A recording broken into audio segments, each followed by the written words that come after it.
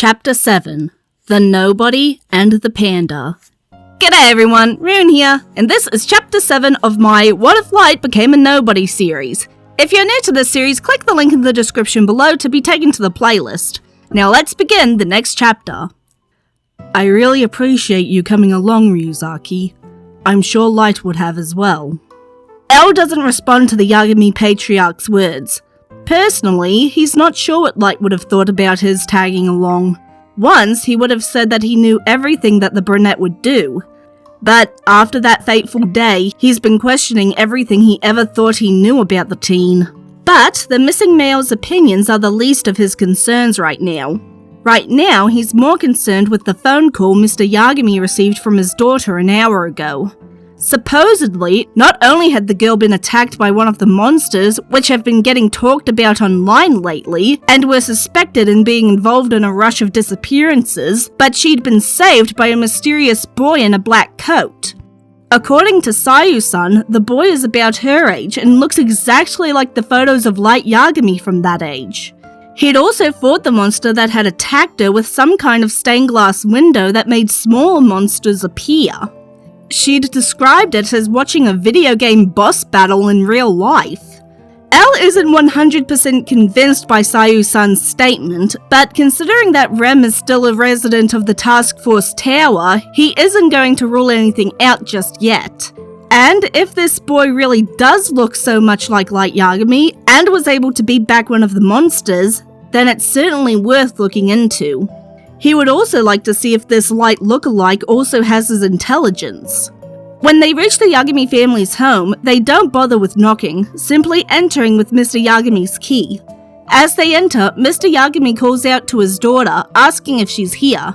Sayu's responding call informs the two detectives that she and her guest are in the dining room. Stepping through the archway connecting the entry hall to the main living space, the two men stop dead in their tracks. For right there, sitting at the table while munching on a rice ball, is a young boy no older than Sayu, with short golden brown hair and brown eyes, wearing a black leather coat. The boy looks at them with a neutral expression, no emotion showing on his face, except for a glimmer of vague curiosity in his eyes. It only lasts for a few seconds before he casually goes back to munching on the onigiri in his hand. Recovering quickly, Elle immediately begins examining the boy more closely. His head and right arm are bandaged, with the arm also being in a sling. There's a band-aid across the bridge of his nose and on his right cheek, and several wrapped around the fingers of his left hand. The wrapping of the bandages are amateur at best, clearly having been done by Sayu. This is the kind of situation where he would normally insist that they take the person to a hospital or call in Watari to do a proper job, but first he wants answers. Walking up to the table, he takes a seat across from the boy, taking on his usual crouched position while Mr. Yagami takes the seat next to him. The boy raises an eyebrow at the sight for a second but doesn't comment, going right back to eating. He wonders if the boy is a glutton, considering he's putting more focus on the food than the men now in front of him.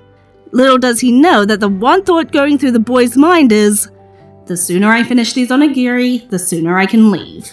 The two detectives are silent for a moment as they sit across from the boy, waiting to see if he'll say something if they wait for him to talk first. However, the boy simply ignores them as he finishes one rice ball and moves on to the next.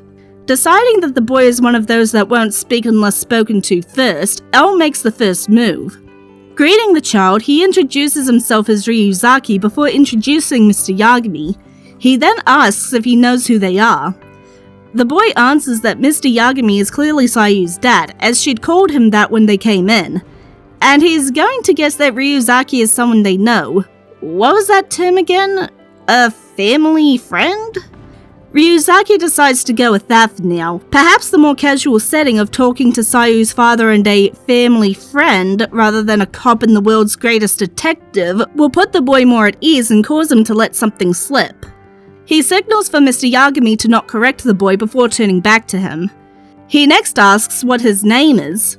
The boy pauses, the third rice ball halfway to his mouth as he actually looks surprised. The first break in the detached, emotionless expression that he's been wearing so far. Looking up, he says that he'd thought that Sayu had already told them his name before saying that it's Tilks. Elle has to bite back the urge to sigh. Sayu had indeed told them that the boy was calling himself that obviously made-up word, but he'd been hoping that asking about it would cause the boy to stumble and reveal his real name. Clearly not. Well, it's not like that was the only card in his hand. He tells the boy that Sayu did tell them that, but he'd wanted to know his full name. The boy's face lights up with understanding and, for a moment, Elle thinks that he might be about to get some real answers out of him. Only to be told, Tilks is my full name. Well, that's disappointing. But it has made two things quite clear. First, the boy is being deliberately evasive about his name. Not exactly uncommon thanks to the lingering fear of Kira. And second, the boy is very bad at lying. He could have given himself a common surname or a completely made-up one like he had for his given name, but instead he chooses to claim that he only has one name, something that has not been common practice since 1875. Mr. Yagami gives the boy a strange smile that screams how awkward he is as he asks what he means by that. Tilks shrugs his unbandaged arm, telling them that it's not like he was ever given any other name. He gives Elle a dirty look and says that, yes, he knows it's odd sounding, but it's still his name, so he'll thank them not to be jerks about it. Elle simply meets the boy's look with a flat stare. His defensiveness over his name is almost convincing. He assures Tilks that that's not what they're trying to do, before asking if he could spell it for them. To his surprise, Tilks puts the half-eaten fourth rice ball back on the plate before getting up and going into the kitchen. Turning to Sayu, he asks her if he can borrow a pen and paper. She quickly gets a notepad and pen out of one of the kitchen drawers and hands it to him before he walks back over to the table.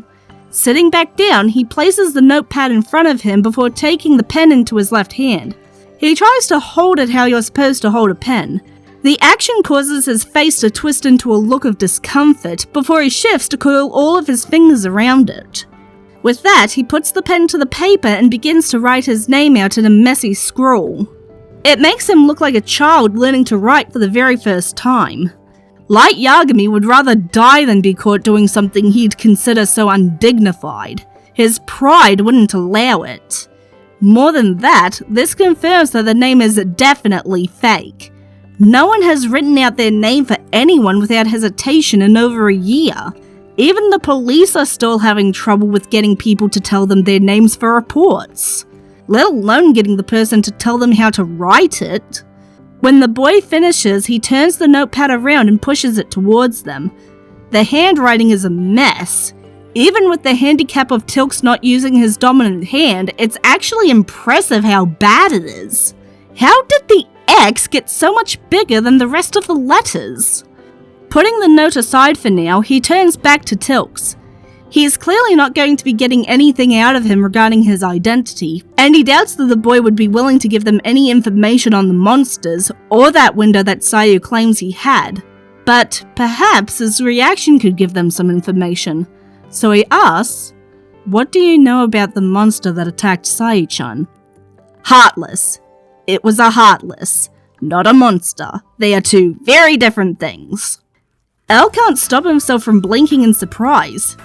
Is the boy really offering up information without hesitation? This conversation is not going anything like you'd expected. Pulling out a tape recorder, he turns it on before asking Tilks to elaborate. Unlike the previous times, Tilks doesn't answer right away. Instead, he stares at the recorder before turning to Elle and asking what it is. Thinking to himself that Tilks is one strange child, Elle explains what a tape recorder is, telling him that he wants to have a recording of Tilks' explanation for future reference.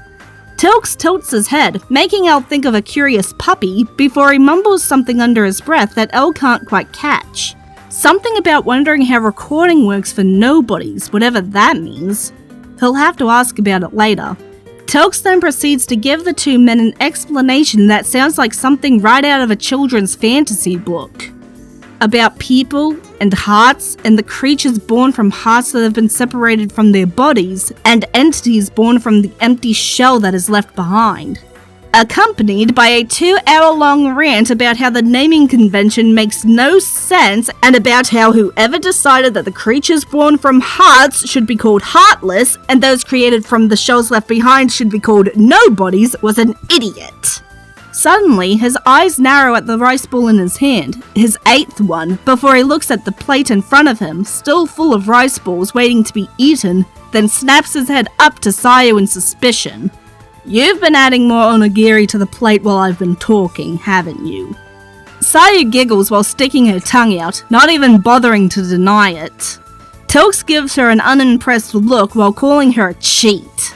Before either Mr. Yagami or Elle can ask what in the world they're talking about, Tilks stands up from the table, his chair making an unpleasant noise as it scrapes across the floorboards. He then turns and begins to walk towards the door, while telling Sayu, "I'm leaving now." Sayu runs after him, grabbing his good arm while demanding if Tilks really intends to leave in his current state. Tilks' face scrunches in annoyance, telling her that he'd only agreed to stick around until he'd eaten the onigiri. He's eaten what she'd originally given him, so now he's leaving. Sayu frowns at him before turning to her father, asking, in that way when a question is not actually a question, if he thinks that Tilks should be going off on his own when he's hurt like this. He thinks that Tilks should stay here until he's healed up too, right? Tilks shoots her a look, snapping that they've already been over this. He's not staying with them. Sayu glares at him, telling him to give her one good reason why he shouldn't. I'll give you 3 good reasons. We don't know each other, I can take care of myself, and I've already been here too long already. Elle will give Tilks that first one. That is a fair point. But if the other 2 reasons didn't raise red flags, then he wouldn't be the world's #1 detective. The boy has been quite contradictory in his responses so far. He didn't hesitate to explain what heartless and nobodies are, but he's avoided explaining exactly how he knows by going on a tangential rant for 2 hours. He isn't shy in claiming that he can take care of himself, or that he's been here for too long, but he has yet to give any evidence to the former or reasons for the latter. He has zero hesitation in claiming that his name is Tilks, but then claims to not even have a surname, feigning offense when he thinks he's being mocked for his name. There is a quote from Otto von Bismarck that he thinks fits this situation quite well. The art of using many words to say nothing at all. And if he's to have any hope of seeing behind those words, then he's going to need to keep the boy where he can see him. He gives Mr. Yagami a look, receiving one of understanding in return. The older man stands from his seat, walking over to the teens. He keeps his movements slow, as if he's approaching a cornered and frightened animal, as he tells the boy that he wouldn't be able to call himself a decent human being, let alone a decent father, if he just let an injured teenager go off on his own, especially when the teen got hurt protecting his daughter. The boy frowns, a hesitant, almost worried look in his eyes. Yagami sees it too and begins to give the boy assurances that he hopes will convince the boy to stay, at least until he's healed. They have a spare room that isn't being used anymore. His wife always makes more food than they need. When he tells Tilks that they won't tell anyone about him staying with them if he doesn't, a tension that was in the boy's shoulders seems to loosen ever so slightly. He looks up at Mr. Yagami with a thoughtful expression, before turning away and grumbling that he'll stay until he's healed. Mr. Yagami sighs in relief, while Sayu cheers, clearly happy that they managed to convince him.